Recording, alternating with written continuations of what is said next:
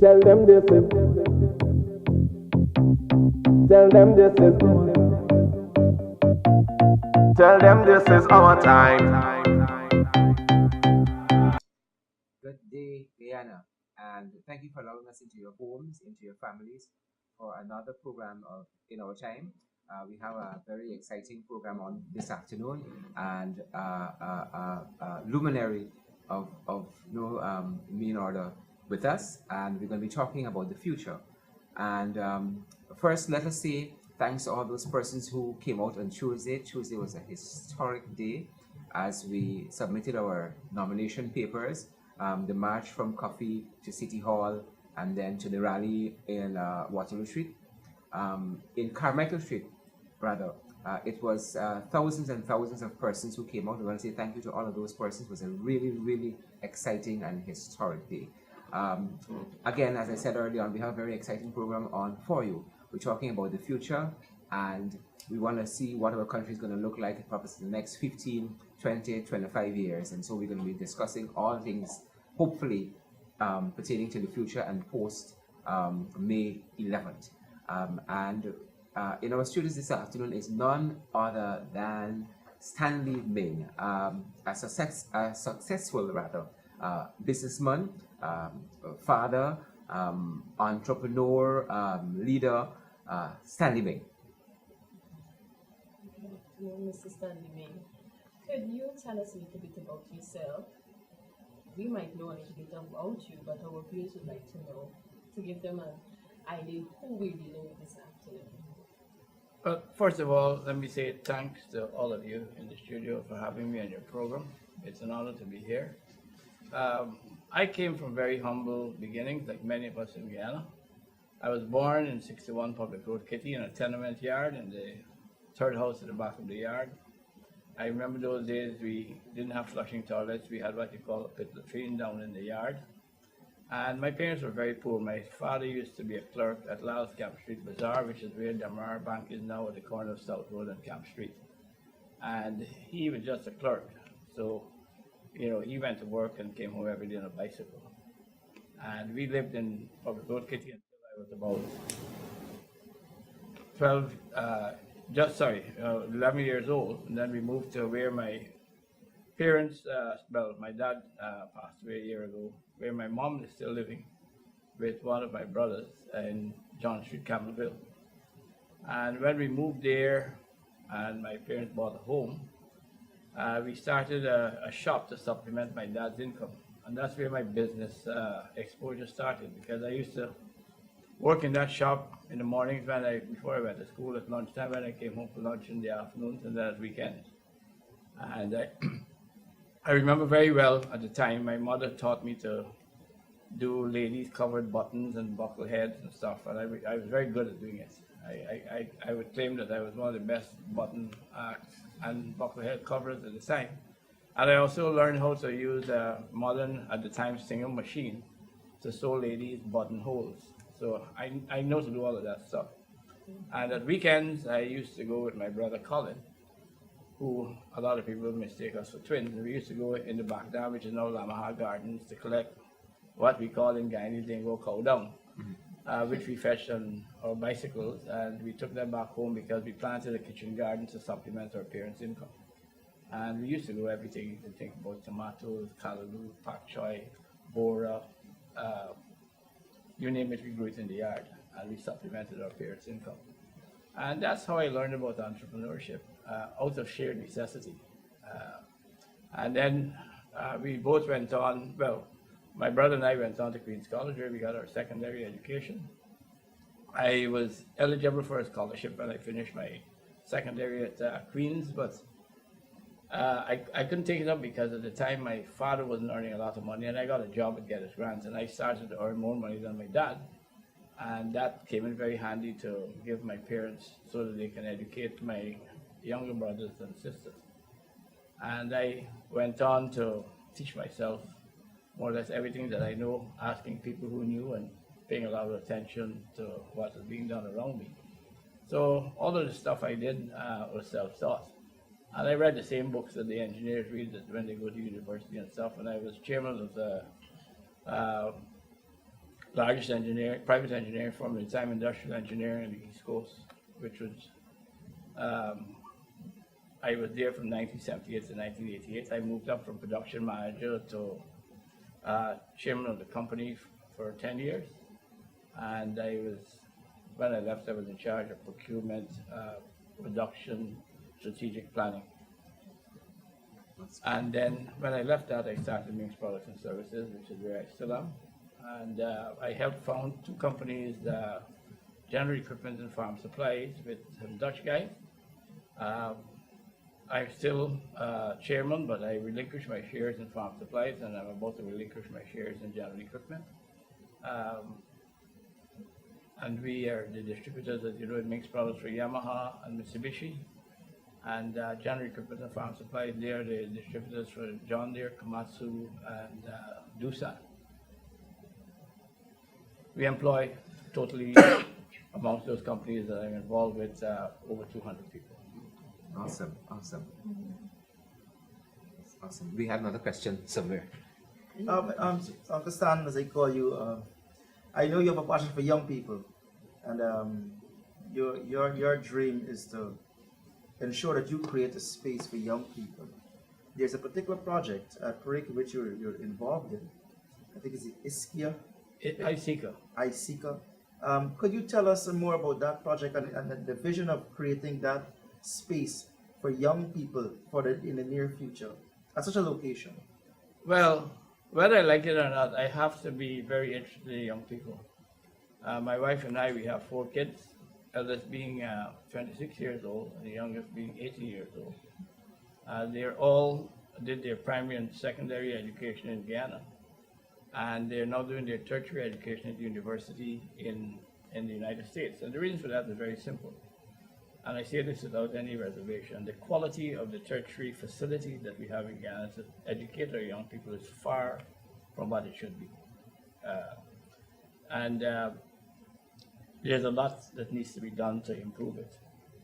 And what I've set out to do at Perica, in collaboration with others, is to start what I would consider the next type of community that needs to be developed in Guyana for young people to live in peace, security, quality of life to be of a lot higher standard than we have at the present time, and to be given opportunities to own and operate their own businesses and their own homes.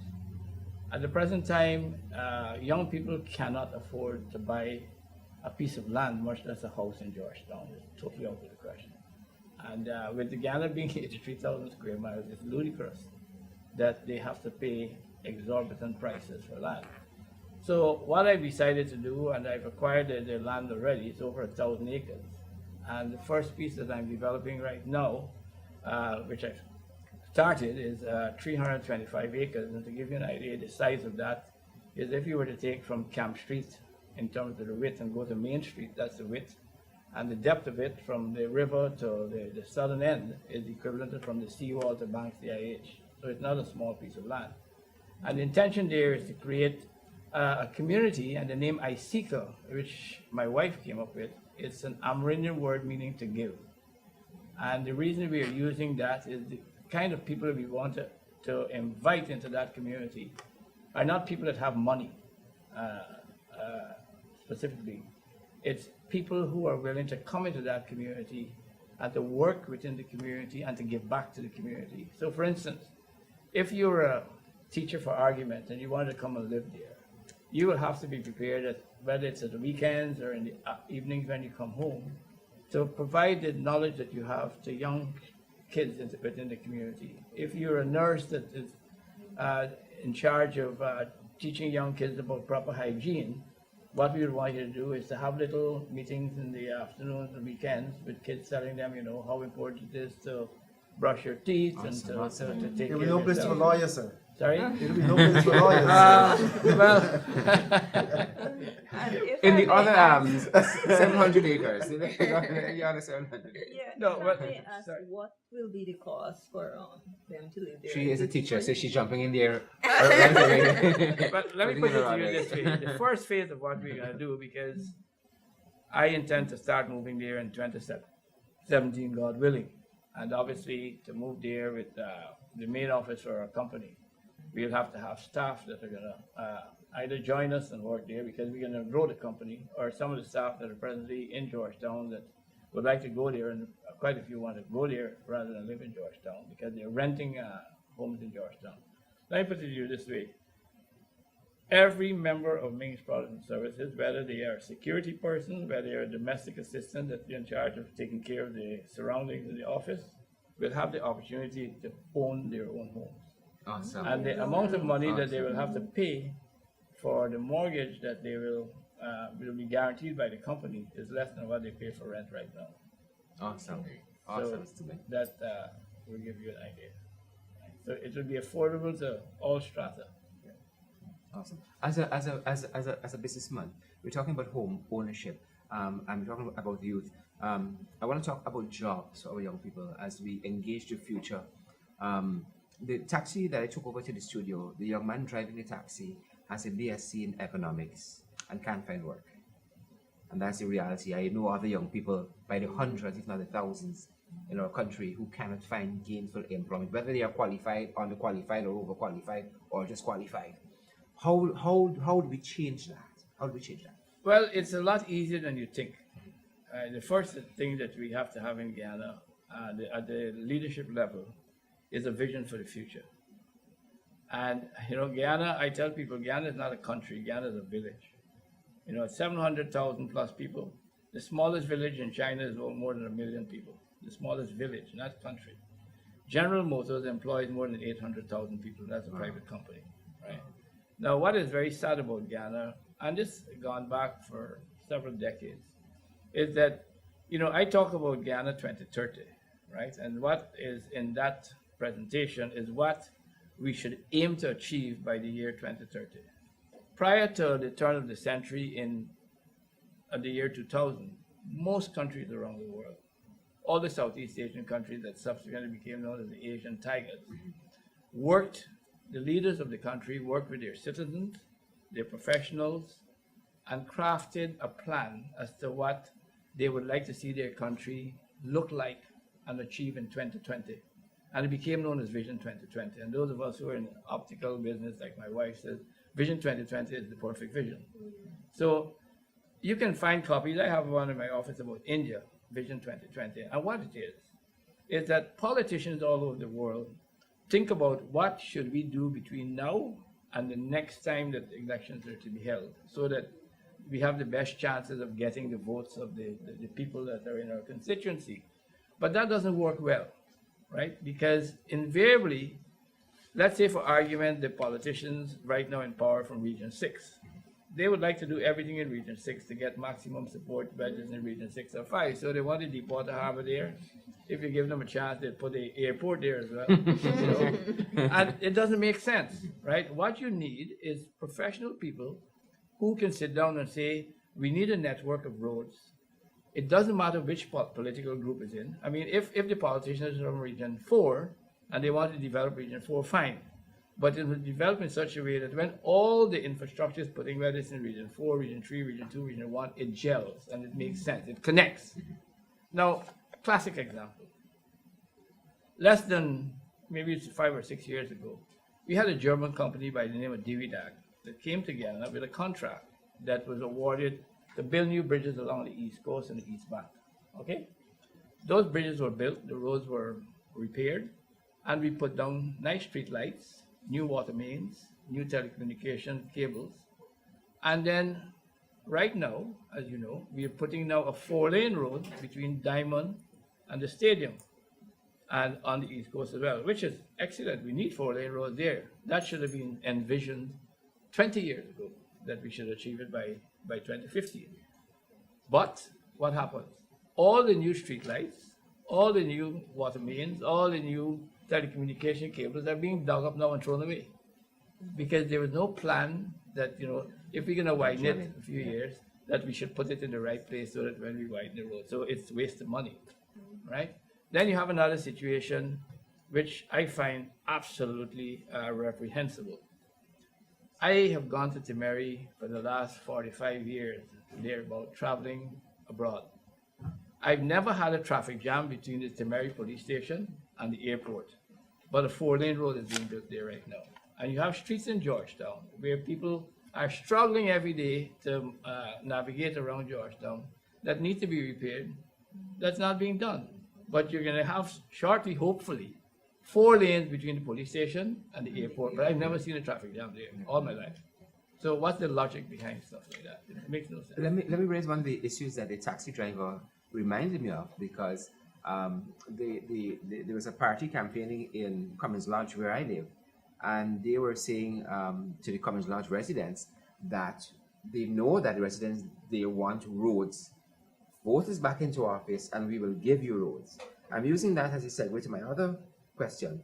I also heard recently when the founding father of Singapore died, on a certain campaign platform, they were saying that our country could be the next Singapore. But are we willing to do the kinds of things? How do we get there? Is it possible, or is it just wishful thinking? But it's nice to say that we'd like to be the next Singapore. But I have in this envelope which I walked through because I'm going to see a friend, some statistics that I'll share with you shortly. But let me tell you, the first thing that you need to do to develop any country in the world is to educate your young people to the highest level. That's the first thing that you need to do. Now, to give you an example, right now we have a company in Guyana, Guyana Goldfields, that is building a mine, a gold mine at Aurora, right, off the Curiuni River. Now, from the inception when that company came into Guyana, and I've been there, right, and I'm extremely impressed with what is happening there, except that the technical people that had to be employed to build that mine, what they had to do, all came from Peru, 300 plus. They had to be flown from Peru, they had to be transported there, they have to be housed there, and every, I think it's 6 weeks, they have to be taken back to their homes and brought back after they spend some time with their family. Now you can just calculate what the cost of that is to do that. Now, those jobs should have been filled, in my opinion, not necessarily 100%, but at least maybe 50% by Guyanese. But you know the problem? We don't have people that are suitably trained, educated, and qualified to do those jobs. That's the bottom line. It's not that they don't want to employ Guyanese. When I went there to see what is being done, I know we don't have the Guyanese with the requisite skills. Furthermore, if Guyana is lucky and the Lord smiles at us and we find oil, we are in the same predicament. 90% of the people, other than those who might be fetching things on their backs, like our cane cutters do, will have to be brought into Guyana to fill those jobs. We don't have the requisite skills because the educational system that we have for our young people does not meet the standards that required to train people to that level. But Uncle Stan, you would agree with me that even when we do have the skills, you're still not employing us. The Marriott is a typical example. Well, again, James, the sad thing about whoever negotiated that contract, you know, I met some of the people who are involved in that company at the management level when there was some concern that some of the Chinese employees there were being attacked and robbed. And I said to him, I said, you know, suppose I had the ability to take 100 Guyanese to Beijing and we put up a sign at the site and said that we are here to build a hotel funded by whoever. And I am here with 100 Guyanese and no Chinese are allowed to be on this site because, you know, we have decided that we're going to have Guyanese. What would you guys do? But he looked at me and he had nothing to say because that is unacceptable. You know, most companies that go into foreign countries and projects like that know that at least, and I know the local labor. Well, not totally, because sometimes you don't have the technical skills, as in the case of Aurora and Guyana Goldfield. But, you know, in Malaysia, let me give you an example of Malaysia. Malaysia is the north of Singapore, you know. Singapore was a part of Malaysia before they became independent and broke away. Now, in Malaysia, about 30 years ago, there was bloodshed in Malaysia. Why? Because the ethnic Malays were disenfranchised as compared to the Indians and the Chinese who were migrants that came there.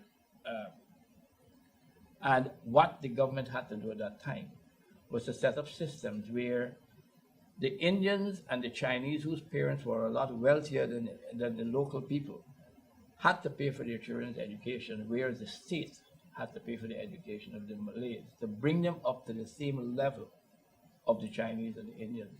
And then they did an actual mathematical calculation as to what was the percentages of Indians, Chinese, and Malays, and any contracts or opportunities for development had to be apportioned in those same quantities.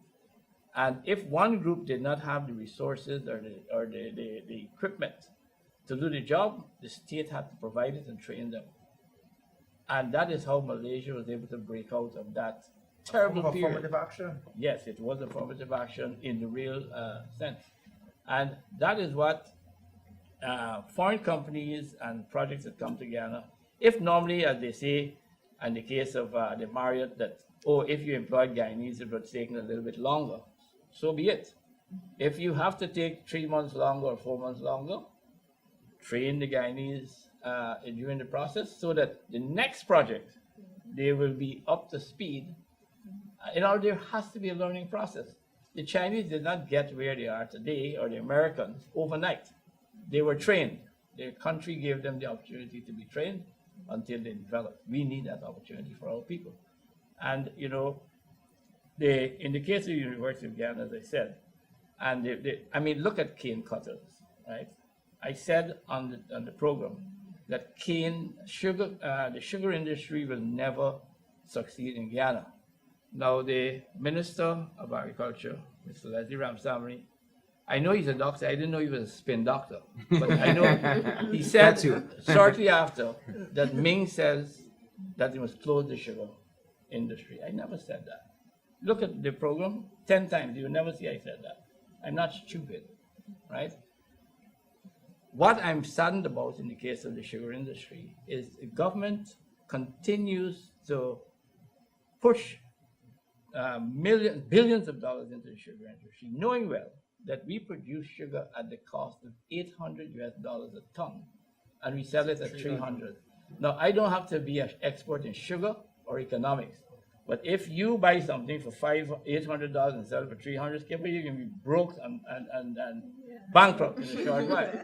Now, you're taking good money, whether it's out of the rice industry or the gold mining industry, and you're dumping it into this bottomless pit that you can call a black hole. Now, the sugar industry in Guyana, go and look at it for yourself. It's slavery on the new masters. When I look at what a cane cutter does in Guyana, cut cane from early in the morning before sunup, put it on his back and load punts, why should we perpetuate slavery in Guyana, especially for our sugarcane workers, when with a little bit of planning, like has been done in Taiwan 25 years ago, they were producing more sugar than us. Today they produce zero sugar, right? What they did, they took all the land that they had in sugar, they did proper surveys of what was the soil like, they brought in their own experts in agricultural technology, and they said, let us establish what crops are giving a better return on investment. And they looked at various crops, sweet peppers, many other vegetables and fruit that had high value. And today, Taiwan imports sugar, and they export many other cash crops that brings in many more times. Now, to give you an example of what I'm talking about, I don't know if you know there's a new, well, not new, it's been there for many, many, many years, being produced in South American countries, something called quinoa. It's a grain. Now, quinoa is being produced now in the United States and Australia. They're fighting to develop more areas to produce quinoa. Why? Quinoa sells on the world market for 10 times the price of wheat and sugar that we produce here. In other words, wheat is $300 a ton, quinoa is $3,000 a ton. So if in Guyana we produce half the volume of sugar in quinoa, we will get 5 times the amount of money that we're getting right now for sugar. So if I had it my way, I would say, okay, let's take 100 acres and start doing the research and development of growing quinoa, and gradually take more and more sugar cane fields out of production in a gradual process. Give the land to the farmers, not to the government to control it. Give it to the independent farmers, like the private owners, and let them grow the crops that they will now be trained to grow and earn 5 or 10 times as much. But politicians all over the world don't like people to be independent. because when people become independent, they're no longer subservient to anybody, right? So that's one of the problems that we have. You mentioned research and development, and I'm wondering if that's one of the issues that is lacking really nationally, and also what are some of the specific things you think would be major drivers locally in terms of moving us forward to the next 10, 15 years? Guyana is blessed with fantastic weather and climate, right? We can grow many crops year round. You know, the future of food in the world is a very questionable one. And as I said, in the case of this issue of this grain quinoa, there are many other crops right now within the last decade. The price have gone up. Wheat, cooking oils, corn, and many other basics that we use. Now, Guyana can become, and it was touted many years ago, the breadbasket of the Caribbean. The Caribbean imports from the United States alone $4 billion worth of agricultural products per year. If Guyana can get 20% of that, right, you're talking about $800 million worth of agricultural production. Now, let me tell you something that a lot of Guyanese don't know. I was in Mahaica about a year ago on a medical outreach program with Rosary, and I met a young man who lent me a cast net, and he and I went catching fish in the trench, because I know about throwing cast nets since I was a little kid, so I was having fun throwing cast nets. And during the course of that, I got to know him. I said to him, "Tell me, what do you do for a living?" He says, "Sir, I am a farmer. I have a garden and at the back of my house." I said, "And how big is your family?" He said, "I have a wife and 2 kids." And I says, "And how many people do you employ?" He says, "Only me." So I said, "So you are farming, whatever it is, and you alone, and you're taking care of your family?" He said, "Yes, Mr. Ming." "Yes, sir. I grow bora. My wife looks after the house. She cooks my meals and takes care of our 2 kids. And a truck comes up here every Thursday, a canter truck, and buys the bora for me. And I don't know where they carry it. They carry it and sell it wherever they carry it." So I said, "And how much money do you make?" He said, "Mr. Ming, when I finished with all of my expenses, I clear $400,000 a month." Now, I know and you know that there are many people with collar and tie that drives to work. They're and banks making and stuff, $400,000. They're making $400,000. One of the things about the future of Guyana is that agriculture can be a massive opportunity for all of us. In fact, I'm looking at that now because I know that that's the future for Guyana.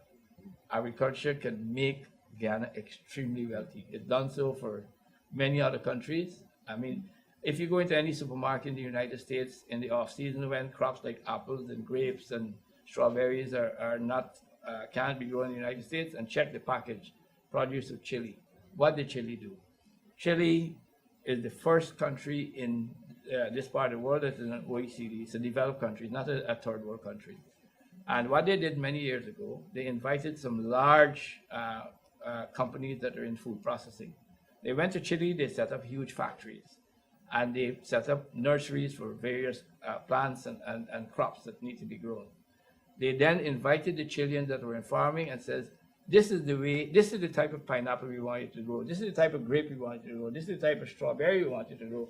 This is the plant we want you to plant, and this is the way we want you to the plant husbandry to practice. And when your crop is ready to be harvested, and you harvest it and put it in these boxes, which will provide you with a separator so the avocados don't get crushed or whatever, we will come to you with our trucks, pay you cash, and take it to the plant where we will process it, put it in the cans, and export it to the world. And today, Chile is one of the largest agricultural production and exporters in this part of the world.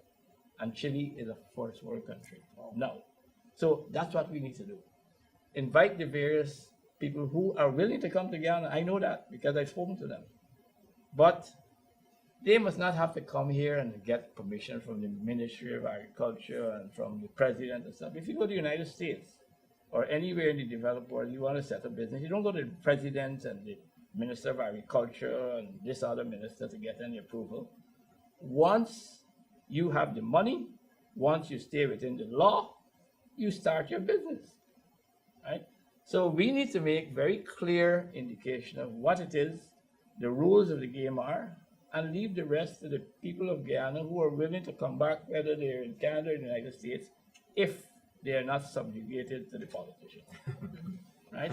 And I can tell you that to grow Guyana, if you had the right people, I've discussed it with people like Dr. Yesu Prasad, who is one of the most successful businessmen in Guyana, right? He's In the Caribbean. right in the Caribbean. I mean, look what he's done with DDL and all the other companies, Demerara Bank, and what's the name of the company that IPED, yeah. right? He's in IPED. He's provided over 25,000 jobs for people that are entrepreneurs.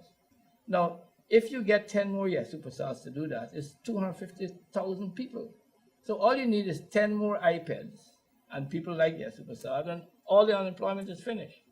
Right? Now, what I'm saying to you, if the environment is amenable and welcoming to investment, I alone, right? And if you doubt me, you get the right government after May the 11th, and I alone will bring $2 billion into Guyana of investment. $2 billion. Well, you know the PPP. We will have the right they government. frowned on the Yesu. They have shown scant regard for Yesu Prasad. Anybody that talks the truth in Guyana, right, is anti-government as far as this government is concerned. We'll have to leave So our- when I talk about sugar being not viable, I'm anti-government, even though it's true. We'll take a break at this point for a very stimulating discussion. When we come back, we'll continue talking about the future.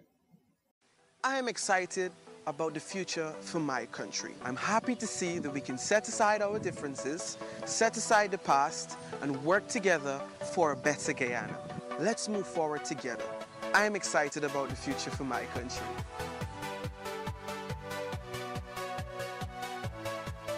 Vote APNU AFC.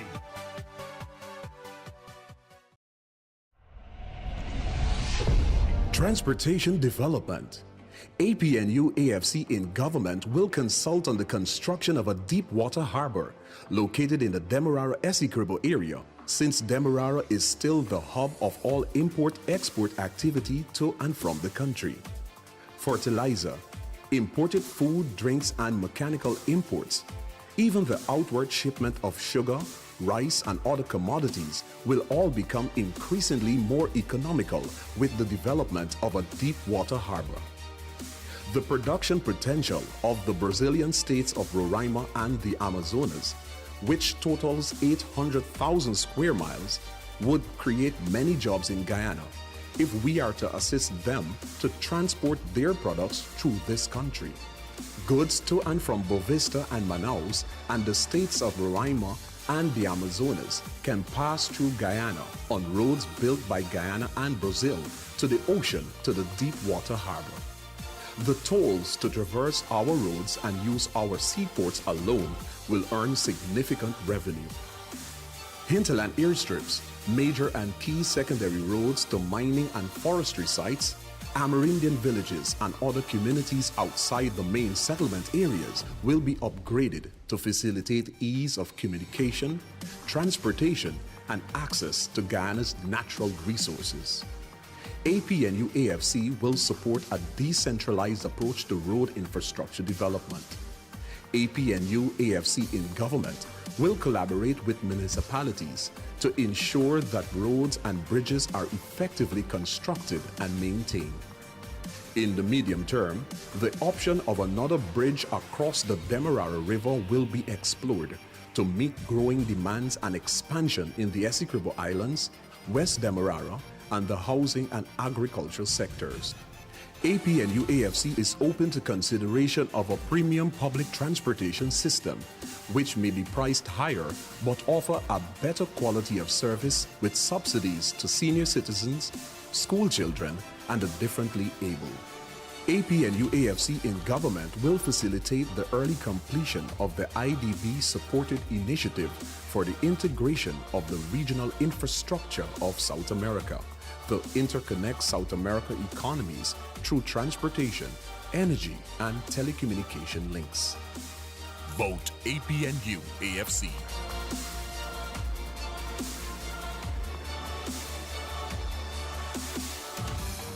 Them, this is our time. Welcome back to In Our Time. We have a very special guest, businessman Stanley Ming, and we've been talking about all things the future. and we want to talk a little bit more about what our country should look like in the next 15 years. And I think we had a more specific question. Mr. Meng, given the current climate of the private sector, if you were to continue on the same trajectory, when would we realize the change you envisioned in Ghana 2030? You want a politically correct answer or a correct answer? Your correct answer. All right. No, I always remember Lee Kuan Yew, which was mentioned earlier.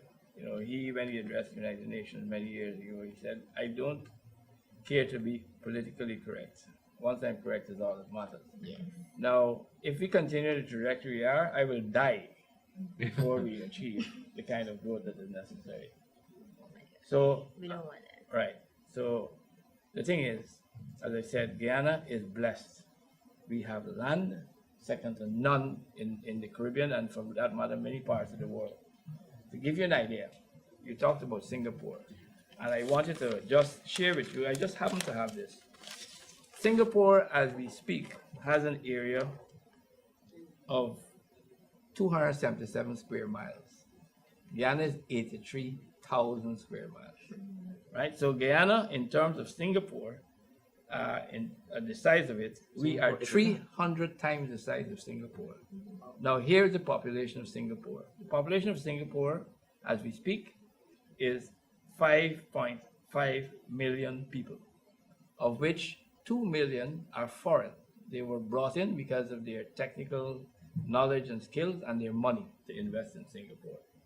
Now, let's go back a bit. In 1960, when the figures were compared for Singapore and Guyana, we were 560,000 and Singapore was 1.6 million. So it's about, they were 3 times the population. Singapore today, as I said, is 5.5 million, we are 735,000. So they're 7.4 times bigger than Guyana in terms of population. Right? They grew their population by bringing skilled people. What does Singapore have? Singapore has to import their water. Singapore is a rock.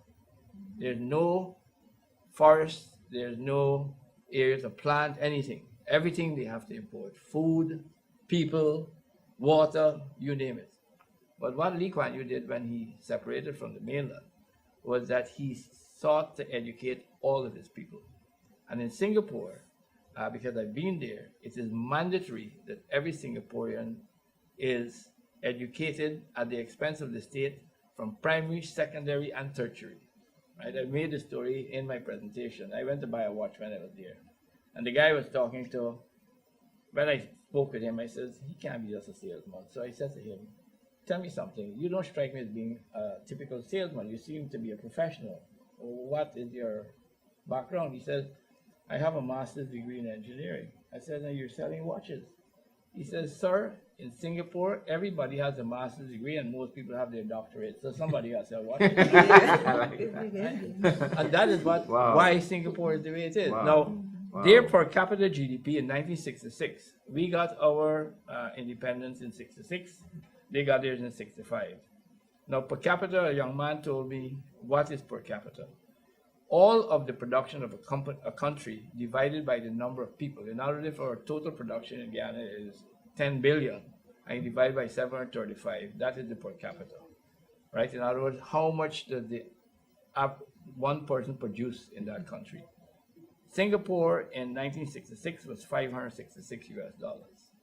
Guyana was 348, right? Not bad, not far apart. Not far apart. In 2012, Guyana was 3,584. Singapore was 54,000. Wow. 15 times Guyana. That's far apart. Right? And the total GDP, which is in other words, the total volume of what the country produced in 1966 in Guyana was 228.7 million. In Singapore, it was 1.1 billion. Okay, it was 4.8 times Guyana. Now, in 2012, Guyana is 2.7 billion total, and Singapore is 298 billion. Right? In other words, 107 times Guyana. Right? So that tells you the disparity and the rate. And Singapore is a rock. It's a rock. It has nothing. Right? But it had one thing. A leader whose prime concern was elevating the quality of life for his people. Right? Nobody could ever point, and if you check all the records and stuff, and a single finger at Mr. Lee Kuan Yew that he was corrupt. Right? Him nor any of his people in government. Why? His government ministers are the highest qualified in the world, and they are paid more than private sector executives. In other words, the president, the chairman of Bank DIH or the equivalent of DDL in Singapore doesn't earn as much as the ministers in the government. So They're there's more no highly need to be paid. corrupt. There's no need to be. There's no need. Right? And if you look at the records of the Singaporean government and how they run their various ministries and the office of the prime minister, which is what Lee Kuan Yew was, every year for many years, the cost of running that office went down, not up, because they got more and more sophisticated and efficient in what they did. And Singapore is now wired. Every home in Singapore is on the intranet. So when you wake up in the morning, whether you like it or not, and your computer comes on, you can know everything that is happening in Singapore for that day. Every event, whether it's for your children, whether it's socially, whether it's a celebration, it's on your computer because the entire country is wired. Right? So now, Mr. Ming, I would like to know, what do you have in your 2030 plans for education and technology in Guyana? Well, the thing about education in Ghana is that government cannot afford at this stage of the game to provide the resources that are needed to really jumpstart, if you want to put it that way, the educational facilities. But we have many options. We were offered by the University of West Indies to link with them, and they have resources. I know a personal friend of mine who has a linkage with the University of Oxford in England that offered in 1992 to come and partner with Guyana, the University of Ghana, to provide resources. And they turned it down. Right? But let's put it this way, I can be politically correct, it was not accepted. Wow. Right? Now, the thing about it, take for instance our neighbor, Brazil, right? That is a huge country, right? And has a lot of resources that we need.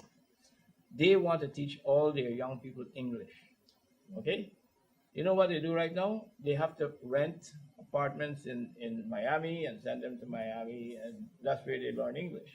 Now, if the Ghana University was independent and I had anything to do with it or to advise them, you set up a facility here for students from Brazil to come to learn English in Ghana, right? Because our English is the Queen's English, as we call it. It doesn't have any accent or anything. And the fees that are charged in the United States, you can charge maybe 75% of it, which is way above what the fees are in Ghana. And the boarding and the lodging and everything will make money. And that surplus, now you put it into the University of Ghana to supplement our students.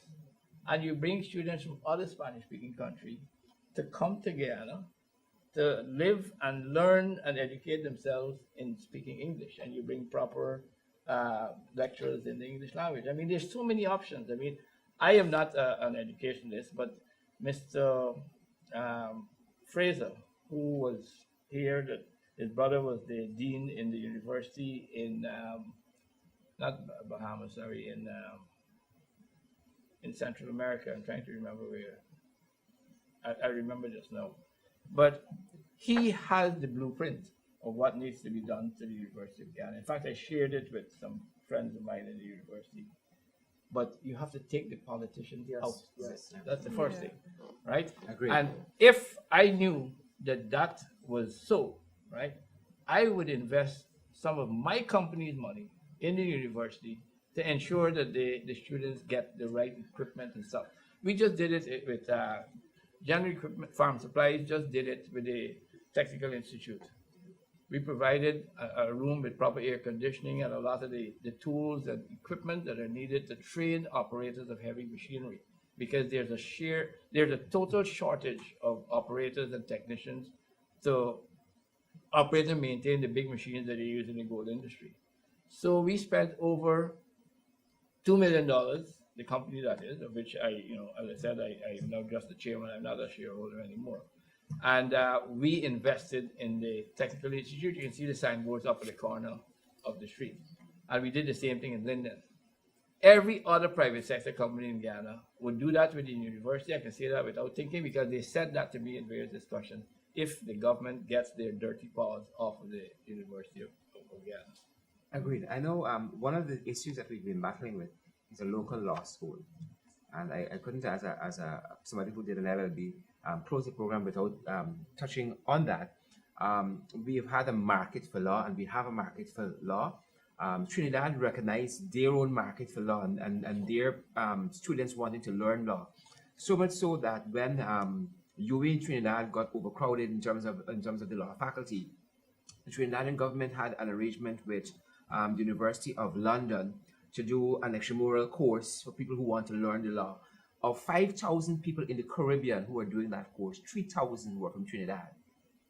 And we have law students who want to do law, who want to go on and qualify themselves. And our government is saying we don't want to open a local law school. We have foreigners who come here to study law, who want to go on at a law school and would like to stay right here and finish up and can't have a law school. So we have the market for it. We have people who are willing to pay for it. And again, I think it's because we've had exactly what you spoke about, the politicians' hands on Dirty the issue. paws. Dirty paws on the issue. Mr. Ming, I want to thank you very much for a very engaging discussion, and I hope we can have you back very, very soon to really get more in depth, because I think, and as you know, that business and all spheres of it is what's going to really truly take this country where we need to go in the next 15, 30 years. Thank you very, very, very much. And I had the privilege of teaching one of your daughters at Marion, Stacy, I think it was.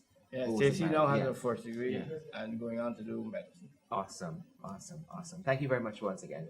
Thank you for inviting me to be a part of your Thank you, program. sir. And we'll take a break here and we'll come right back with some other folks who are going to be joining us. Stay tuned.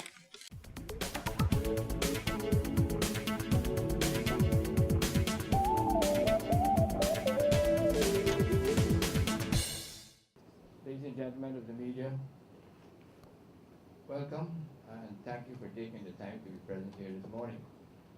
It is very refreshing for me especially to see that you're all young people, because the future of Guyana are about you. My time, I think, is coming to, as I say, the twilight years, and as I promised when I got out of politics a few years ago, my intention is to engage Guyanese and share whatever little experience and knowledge I've gained over the years of being involved in the development of our country.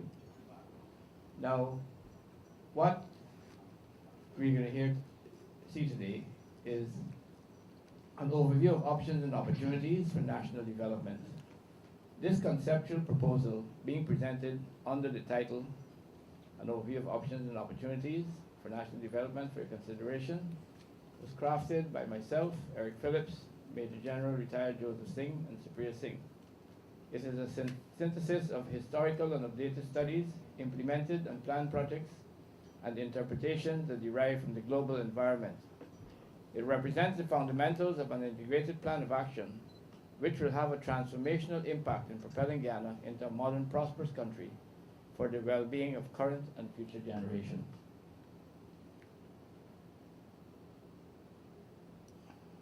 Our vision quest: implementing an integrated strategy that will be a catalyst for national unity and good governance that will motivate current and future generations toward the creation of a national system of governance, values and ethics conducive to sustain green economic development and socio-cultural harmony. Our expectation: Guyana is a small global player, but it has all the assets to become a significant regional player with access to CARICOM, CBI, the Caribbean Basin Initiative, which is to do with the United States, CARIBCAN, which is to do with Canada, UNICER, which is to do with South America, CARIFORUM, which is beyond to deal with South Africa and Asia, and recently BRICS, which is Brazil, Russia, India, China, and South Africa. Those are 6 major regions of the world, which almost encompass the whole world, that we have access to, and special arrangements with regards to trade and concessions. Guyana is destined to become a modern, prosperous state. Why? Our geography, where we are located, our language, our natural resources, and our market access. Guyana is richly endowed in many different ways. We are the only English-speaking country in South America, and we are the natural geographic bridge between CARICOM and South America, being in the northeastern corner of South America. We have gold, we have diamonds, bauxite, manganese, water, and hopefully oil.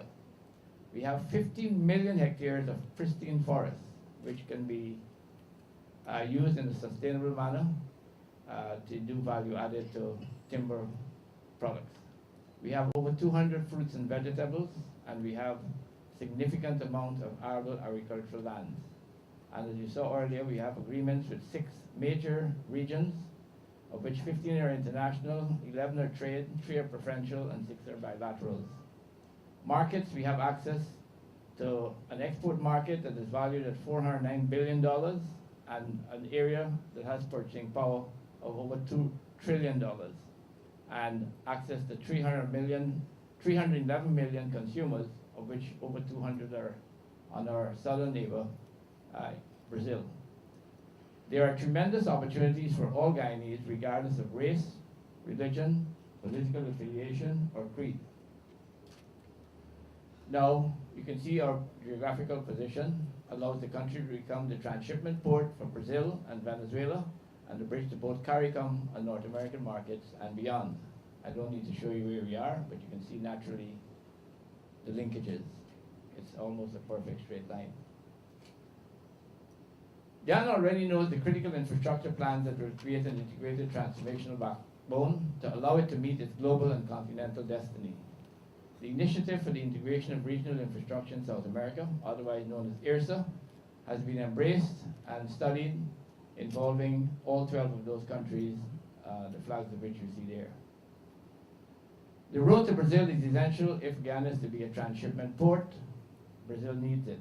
Now, let's just take a quick look at why Brazil needs that road and why it is beneficial to the entire region. Manaus, as most of you may know, is a city that is many miles from the mouth of the Amazon River. It is a major manufacturing facility within Brazil, where all the major manufacturing companies coming from wherever in the world you can think about, including Japan and China, have factories. Suzuki, Yamaha, Mercedes-Benz, they all have factories in Manaus. Now, they don't make the goods that they manufacture there purely for Brazil. A lot of it is exported to the rest of the world. Now, the challenge that they face currently, and have faced since that city was made a free zone, is to get the goods from Manaus to the Atlantic, which is out here. There's right behind that little logo there is Belém. To get from here to there, there's only one way. There's no road, there's no railway, there's only one way, which is the Amazon River. Now, to get from here to there, at the present time, the only way to get those goods is by barge. How long it takes? 9 days. So, the reason why they have been behind Guyana for decades, to get that road through Guyana to an Atlantic port, is because if they could build a high-speed highway, modern highway like you're all familiar with in the United States, Canada, and the developed world, is that they'll be able to access from Manaus to a port on the Atlantic, whether it's Georgetown, Essequibo, or Berbice, whichever is most suitable, to the Atlantic in 24 hours. Now, 24 hours is against 9 days, is 8 days of financial charges. And those of you who are aware of what financial costs are will know that that's a significant reduction if you had that access. Now, because Guyana has been procrastinating for a number of years, the Brazilians entered into discussions with Venezuela, and what they've since done is built a perfect highway from Manaus to Boa Vista, and it comes to our border at Bonfim with Latem, but they've gone north, right next to our western flank. That's the border with Venezuela. At Santa Elena, there's now a free zone where Brazilians and Venezuelans trade very openly with goods and services coming from two countries. That road gives them access through Venezuela to the Caribbean Sea at Cumana, which is what you see there. Now, why did Brazil do this, and what was the urgency on their part? They wanted, as I said, to get to the Atlantic or the Caribbean Sea. And the major hurdle they had to deal with was the Orinoco River, which is here. It is a big delta. And to get from this part of Venezuela to that part, there was a need for a bridge several years ago. And the Brazilians approached the Venezuelan government and offered them to build a bridge, which has been since built, at the cost of $431 million US, all of which was provided by Brazil. That's how serious they were at the time. That bridge has been built several years ago, and now traffic from Manaus goes straight through all the way up to the Caribbean Sea. But it takes, because of the traffic, when you get into Venezuela from Orinoco to Cumana, it takes more than 48 hours to get there. So if you came through Guyana, you reduce the time by half. So that is why they're still interested in Guyana providing that access. Now, the other thing that you may not be aware of, northern Brazil, the state of Roraima, which is all north of the Amazon, and you can see the size of it here, that's the area. It's many times the size of Guyana. It's bigger than Guyana, Suriname, and French Guyana put together, which is about half of the size. That area is cut off from the south because of the Amazon. And they do not have access to the amount of electricity that they need for that part of Brazil. As you and I sit here this morning, and I speak to you, 11 cities in Brazil, in the northern part of Brazil, are blacked out every day on a rotational basis. And the reason for that is they do not have enough power. Now, apart from offering to build and finance the road from Latam to Georgetown, the Brazilians have also offered since 2009 to build hydropower in Guyana. The intention of providing all of the power that we need in Guyana, which is only 300 megawatts, along with the excess that they need in Brazil, in northern Brazil, which they will buy. Now, they do this with several other countries in South America. And for those of you who may not be aware, but when President Lula came to Guyana in September of 2009, he pledged to help Guyana build the hydropower plant. And subsequently, a large team of engineers and specialists came here a few months after, and they talked about building the power plant in Guyana. How much power are they prepared to build and provide in Guyana? There are two power stations they were talking about. One for 2,000 megawatts and the other one for 700 megawatts. A total of 2,700 megawatts of power. Now, Guyana's total needs are 300 megawatts at the present time. So Brazil was willing, and is still willing as we speak, to fund and build the hydropower so that they can get the 2,400 megawatts of power. And by so doing, Guyana will not be indebted because Brazil will find the financing and they will repay the cost of the loan by the power purchase agreement that they will sign with Guyana to buy the power. Now, climate change, as we know, and our governance arrangements and economic vision may prevent a lot of our development, as has happened in the past. Now, I'm sure most of you, in fact, I know all of you, many of you present or not in Guyana in 2005 when we had that horrendous flood on the east coast of Guyana. The damage that we suffered in several regions, as you know, Region 4 bore the brunt of it. The population throughout the country was seriously affected. In Region 4, 71% of the population was affected. Everybody from the Sinjan Road to the Berbice River. In my case, where I live in Blackzak Gardens, I had 16 inches of water in my house. And I had a boat at the head of the street that I used to park my car and jump in the boat with a little 2-horsepower Yamaha engine and drive home. When my sister called me to commiserate and to say she was sorry, I said, I am now living on waterfront property. My property value has gone up. I'm now living on the waterfront. Now, our 2005 climate change experience gave us a preview of what could happen. And you can see here from this chart, the rate of growth before pre-disaster in 2005 and post-disaster, everything went down. The GDP of Guyana was affected. 60% of our gross domestic production was damaged that year. And all the other aspects of our well-being were adversely affected. Tell them this is